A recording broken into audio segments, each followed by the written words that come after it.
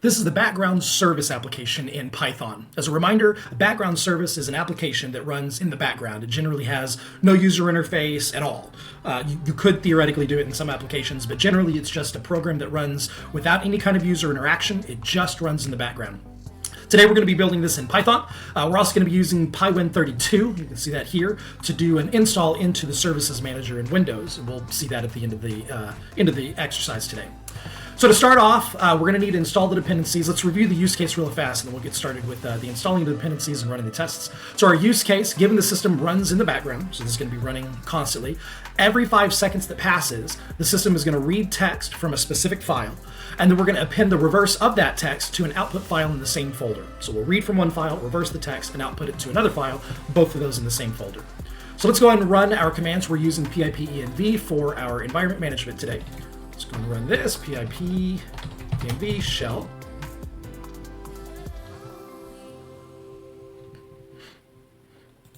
And then pipenv install-d. This will install both the dev dependencies and the normal dependencies.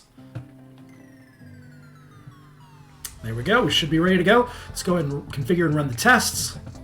All right, we are getting a failure, which I would expect. Let's make sure we're getting the right one, and we are. So looking at what's going on, let's take a look at our test. So inside our test, we're using the directory C on the C drive, temp, and then under that there's a folder called mirror service. In there, we're going to have input.txt and output.txt.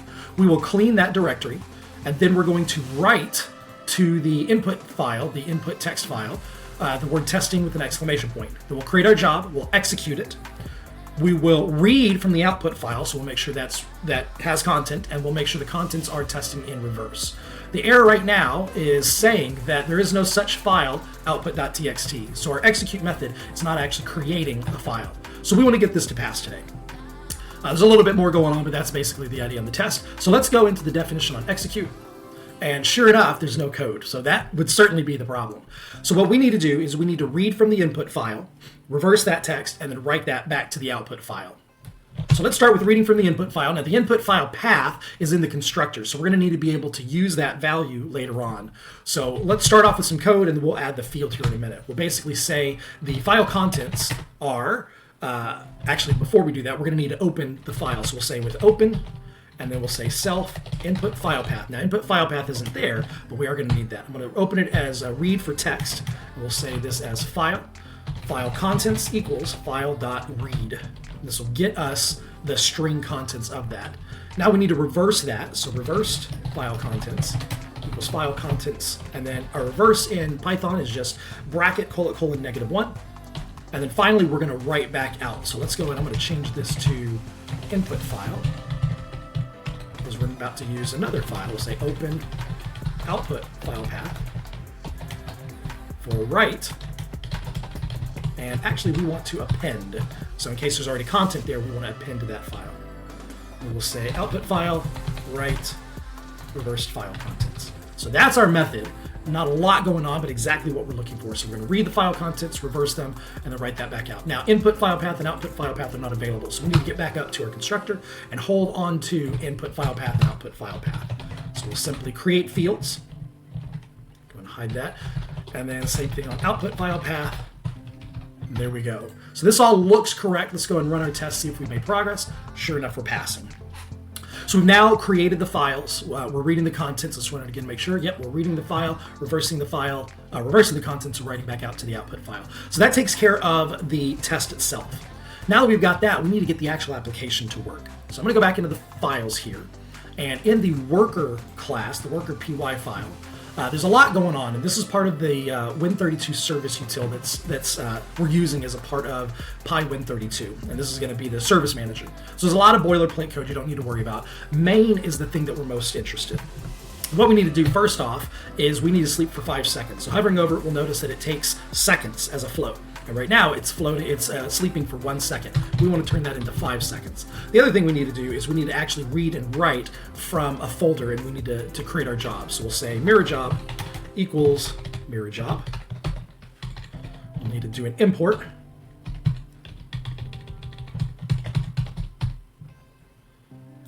And now that we have that, it needs the input file path and the output file path. So we need to create these. Actually, before I do that, let's go ahead, so I don't forget, we also need to execute. That's going to do the actual copying. So we'll say input file path equals, and I can put this anywhere. I'm going to put this in temp. So input.txt, and then output file path, same location, same folder,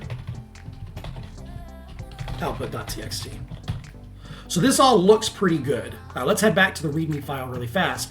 What we need to do as a part of this is, if you don't have pipenv32 installed on your computer, definitely run this. You want to run this on the command line as administrator on a command prompt. I've already done that, but if you need to do that, again, you can go to Windows, Run as Administrator, or right-click Run as Administrator, and then once you do that, you'll basically copy and paste this line or run that from the command line, type it back out. I'm going to go ahead and do the install here. So I'm going to copy this, and let's run our install. So installing access denied. I do need to run this as administrator as well. So let me go ahead and do that.